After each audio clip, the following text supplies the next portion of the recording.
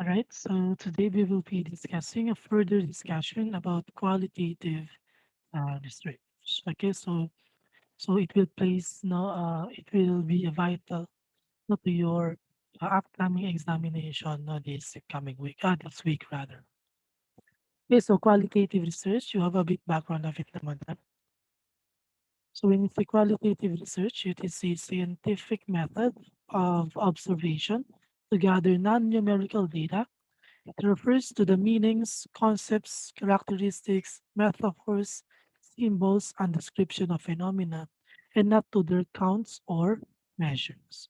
So in qualitative research, data collection is usually unstructured or semi-structured. Okay, so an unstructured data collection method does not have definite procedures. Okay, so in a semi-structured method naman, some parts of the procedure are well defined while others are not. Okay, so researchers may interview individuals, a group of students in a classroom, okay, or people not in a community.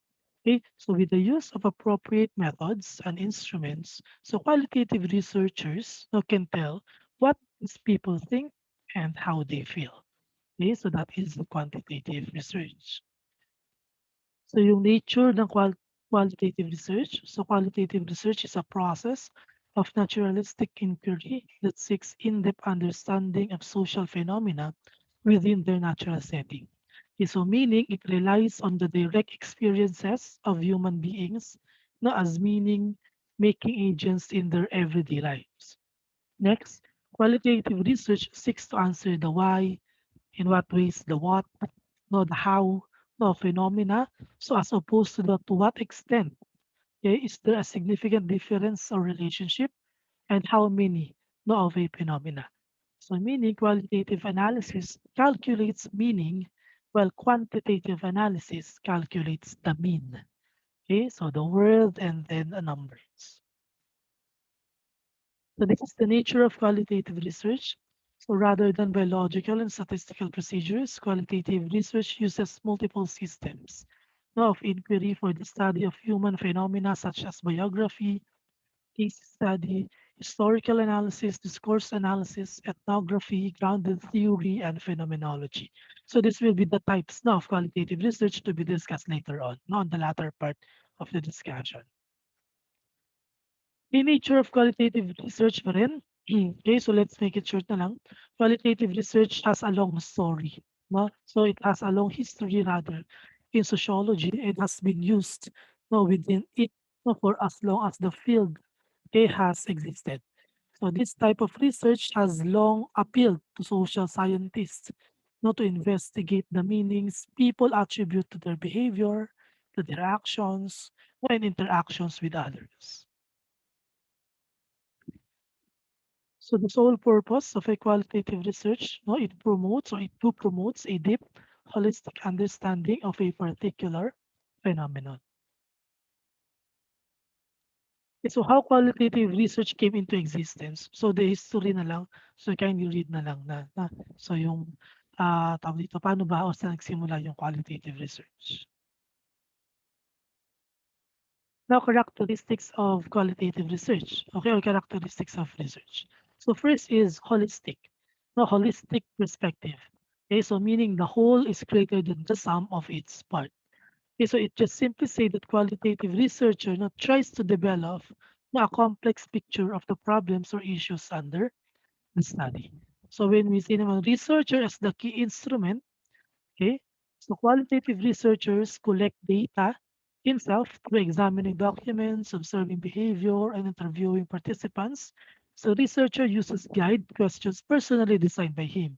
Okay, so he does not tend to use or rely on questionnaires or instruments developed by other researchers.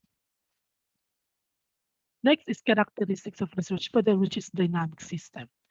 Okay, so qualitative research is not concerned with having straightforward right or wrong answers. So it's dynamic.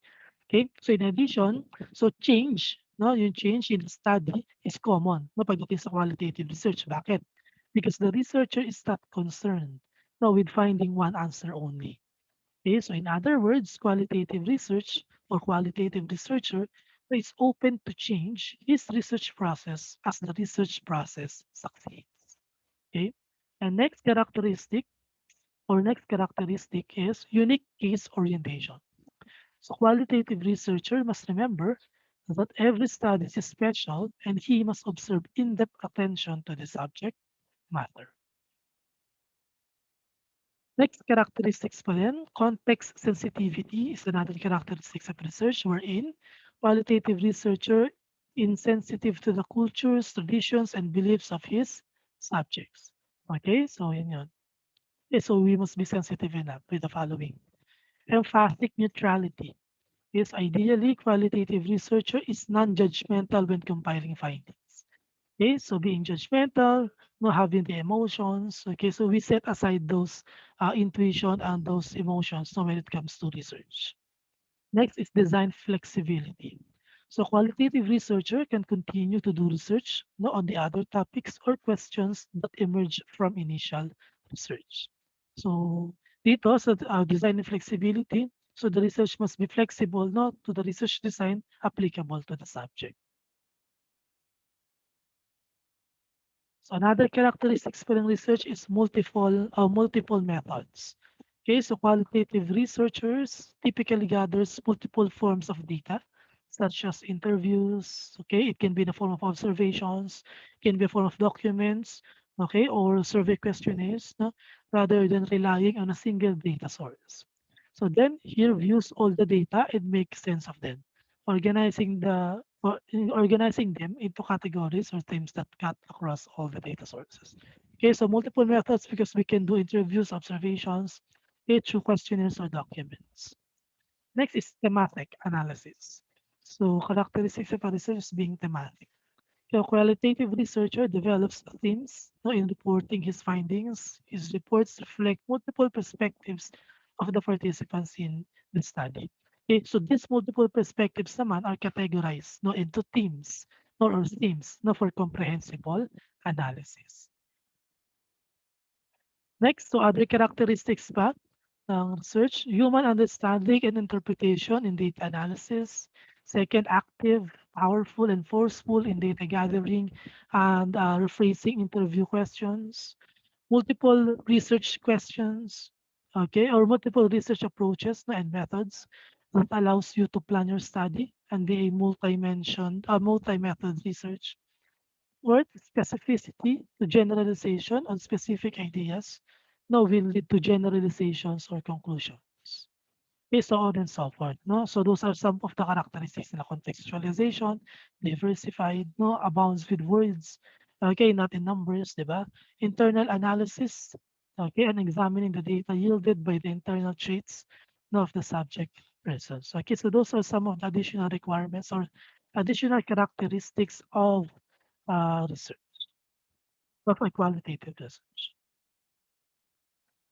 So strengths of qualitative research. Okay, so we do have here the following strengths of it. So it was enumerated naman na. So you must read this na lang, no? Yung mga strengths, tsaka yung weaknesses. Okay, ito we have weaknesses na. So I will share this to your Genia account naman na. No? So yung strengths and weaknesses, so yun naman yung as is lang yun, no? Okay, so kindly read that na lang. So now, let's go to those kinds of qualitative research. Now, what are those different kinds of qualitative research? Okay, so it was mentioned, di ba, kanina, what are those different qualitative research, di ba? We do have case study, meron tayo ethnography, phenomenology, content and discourse analysis, meron tayong historical analysis, meron din tayong grounded theory, meron tayong narrative report, meron tayong biography. Okay, so those are the kinds no, of qualitative research. Okay, so we will start with a case study. Okay, so later on, I will be having a video no, for further discussion of the different kinds of qualitative research. So case study, long-time study of a person, group, organization, or situation, and an empirical inquiry that investigates current phenomena. Okay, so a case study is an in-depth study of one person, in the group, or event. Okay, so in a case study, so nearly every aspect of the subject's life, as well as history, is analyzed no, to seek patterns and causes of behavior. So case studies also can be used in variety of fields, including psychology, medicine, education, anthropology, can be political science, and social work. Okay, so example of it is teenage pregnancy in public high schools. Next is ethnography naman, from the word itself, no? Ethnography. So meaning it is a study for a particular cultural group. Okay, so ethnography is a descriptive study, not a descriptive study for a particular human society, no, or the process of making such a study.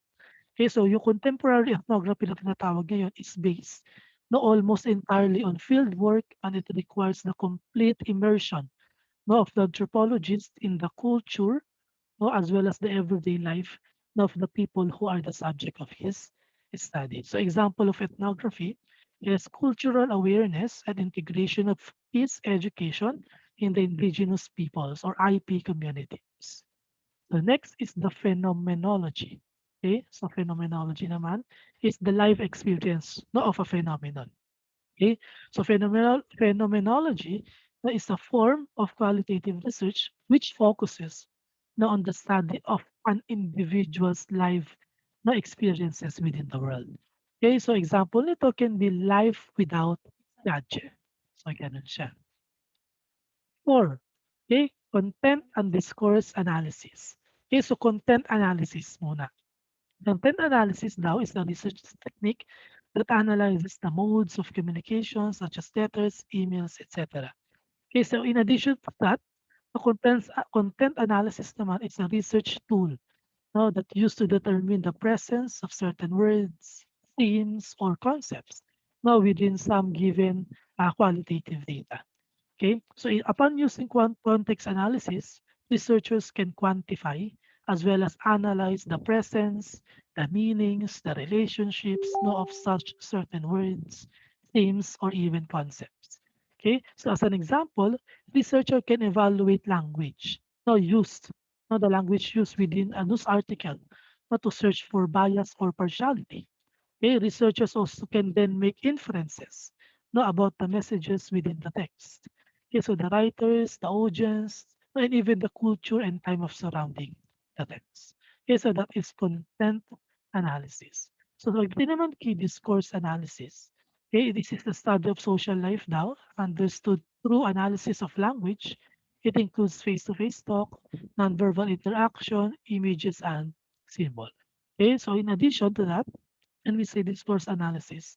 No, it is a research method for studying written or spoken language no, in relation to its social context. So it aims to understand how language is used in real life situations.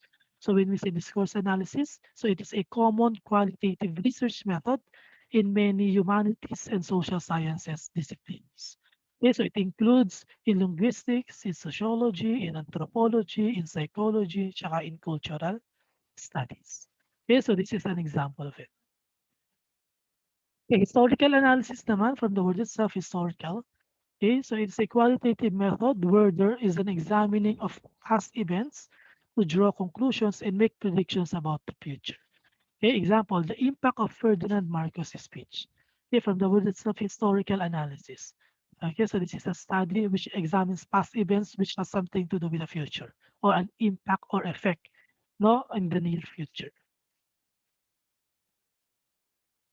Next is the grounded theory.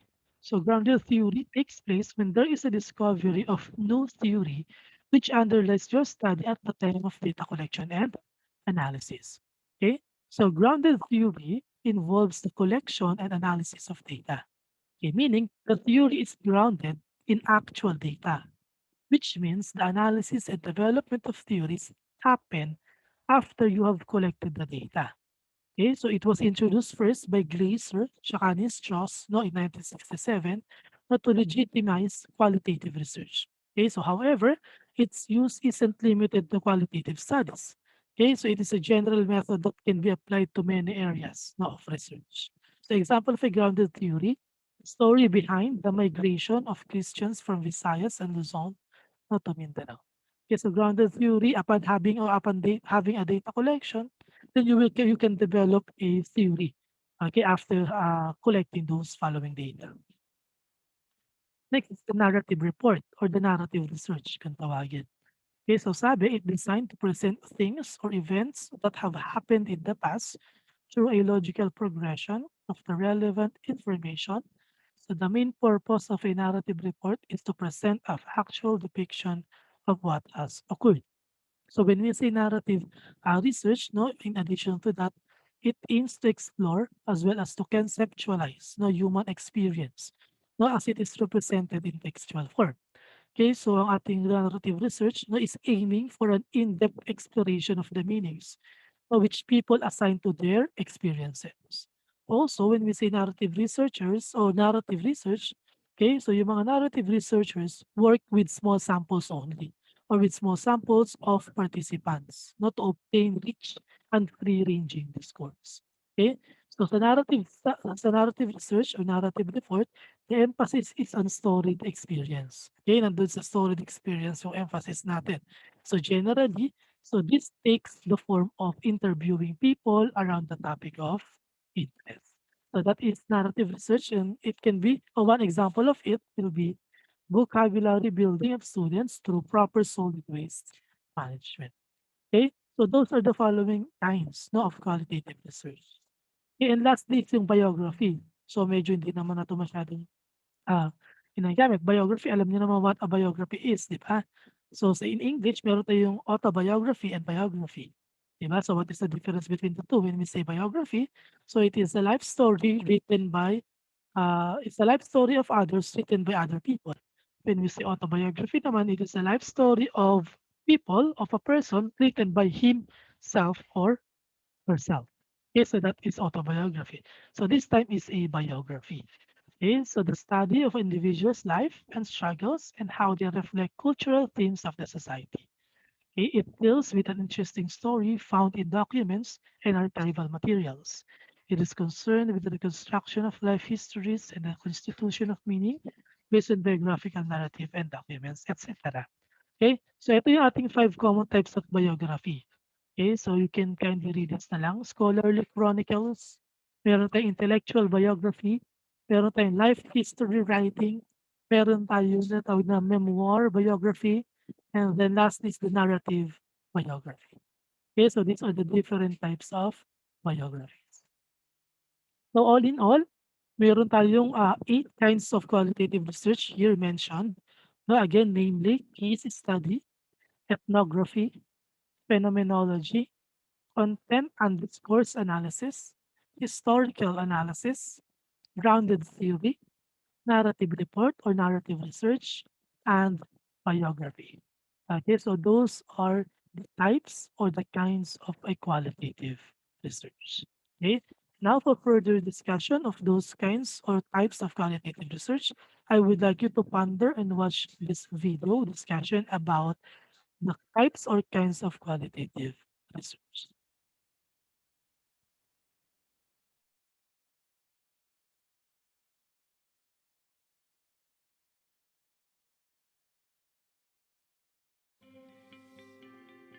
Hey everyone, in this video we're going to discuss qualitative research designs. But before anything else, let's have a short review of what qualitative research is. Qualitative research is a type of research that focuses on explaining the reality of the world through the perspectives of the participants. Also, qualitative research is characterized by the researcher's active involvement when interacting with participants when gathering data in the natural setting. And lastly, in qualitative research, the results of the research study tend to be subjective as it is affected by the perceptions and opinions of the respondents based on their experiences. Now that we have discussed what qualitative research is, the next question is, what are the different types of qualitative research designs? It is worth noting that qualitative research has different types, namely case studies, ethnography, phenomenology, historical analysis, grounded theory, and content and discourse analysis. Now at this point, we're going to talk about the different types of qualitative research designs, starting with case studies. Case studies involve a long time and in-depth study of a person, group, organization, or situation or phenomena. Case studies are often used to narrow down a very broad field of research into one or a few easily researchable examples. It is worth noting that case studies are also useful for testing whether a specific theory and model actually applies to phenomena in the real world. With this in mind, let's have this example wherein we have a study on how students' vocabulary development is influenced by their environment. The theory is that environment influences a person's vocabulary acquisition and development. With this in mind, the researcher would then observe different groups of students. One group of students would be enrolled in Humanities and Social Sciences strand, while the other group of students would be enrolled in the strand of Science, Technology, Engineering, and Mathematics.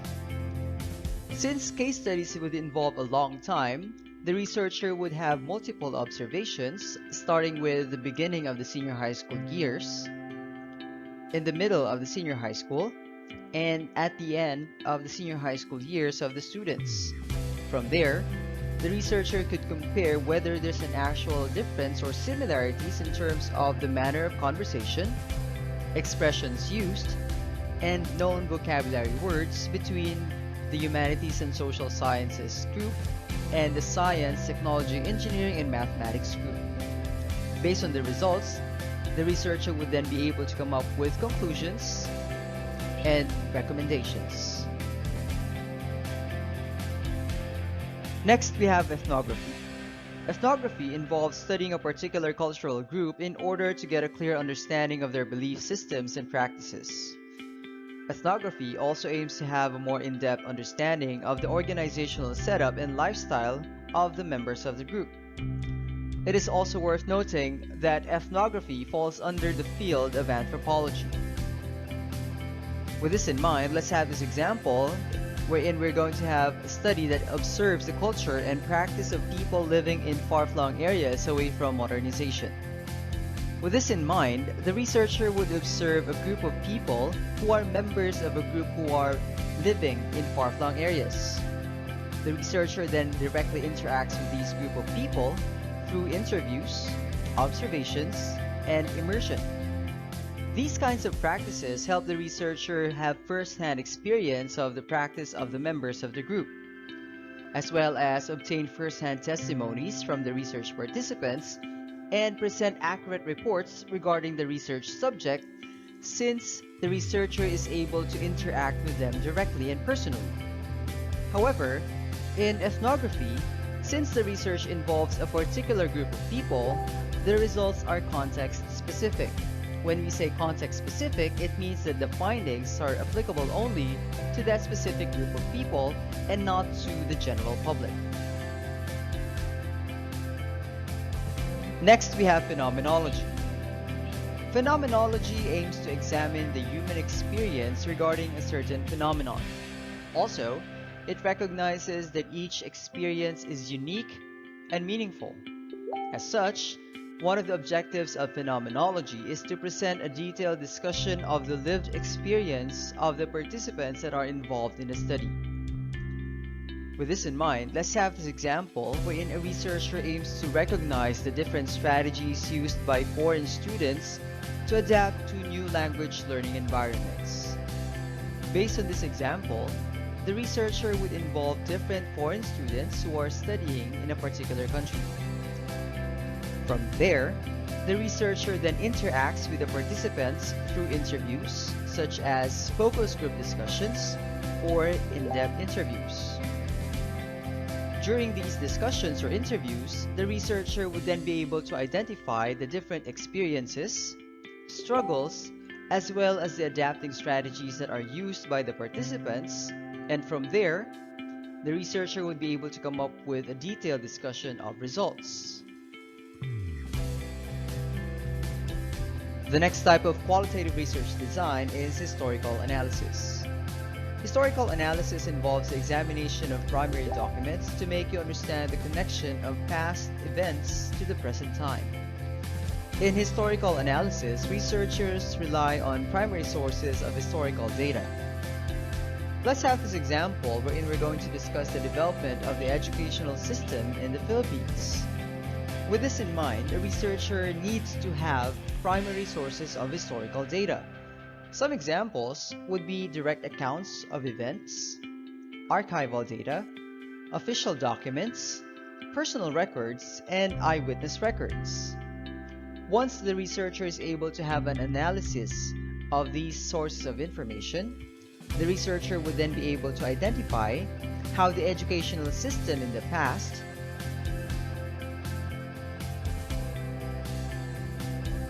is connected with the educational system in the present in terms of policy changes, trend shifts, teaching strategy developments, and update in the materials that have been used.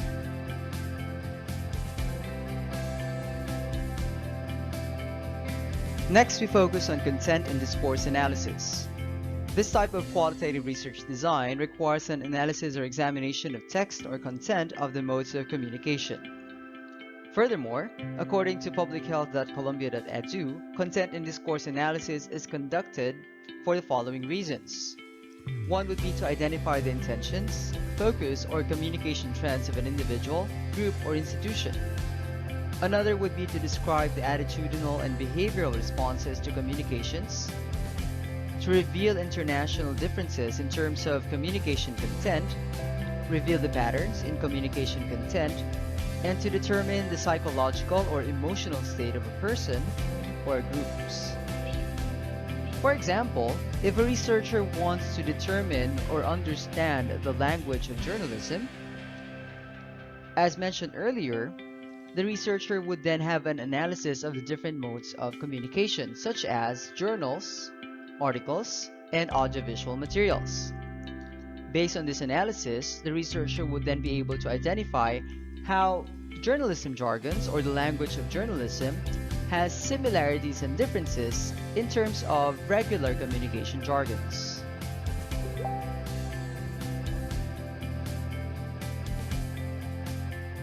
And lastly, we have grounded theory. This takes place when a researcher discovers a new theory to underlie his study at the time of data collection and analysis. Also, grounded theory helps offer an explanation about the main concern of the participants involved in the research. We have to take note that in grounded theory, a researcher, through various means of data collection such as interviews, observations, fieldwork, focus group discussions, and study of artifacts and texts, is able to discover an idea that would explain the how and why behind a particular phenomenon. Now at this point, we're going to have a short summary of the different types of qualitative research designs. In terms of objectives, case studies are conducted in order to have an in-depth examination about a particular case or phenomenon, while ethnography is done to help the researcher learn more about the life and practice of a different group of people or a specific group of people. Phenomenology is conducted to provide a detailed discussion of the meaningful experiences of the participants, while historical analysis aims to identify the connections between past and present events. Content and discourse analysis is also conducted to analyze the different modes of communication in order to determine possible differences, while grounded theory is done in order to discover a possible explanation behind a particular phenomenon. When it comes to data gathering, case studies involve interviews, observations, direct interaction with participants, and may have multiple sessions. While ethnography, while it also involves interviews, observations, immersions, it is done within a specific time frame. With regard to data gathering for phenomenology, it involves interviews, observations, focus group discussions, and done at a specific time. While historical analysis involves analysis of primary sources of data, which may involve also interviews with experts of the topic. For content and discourse analysis, it involves analysis or examination of text or content of the different modes of communication, and grounded theory involves interviews, observations, different kinds of fieldwork, study of artifacts, and texts. Now, when it comes to sampling, all the different qualitative research designs would have relatively smaller population sample. All population samples are context-specific and are carefully selected, meaning to say that when it comes to selecting participants, researchers conducting a qualitative research would usually involve purposive sampling. Participants may be experts or people who are knowledgeable with regard to the topic that is being studied, group members of a specific group that is being the focus of a certain study, or witnesses, or those who have first-hand experiences with regard to a particular topic or phenomenon that is being covered in a study.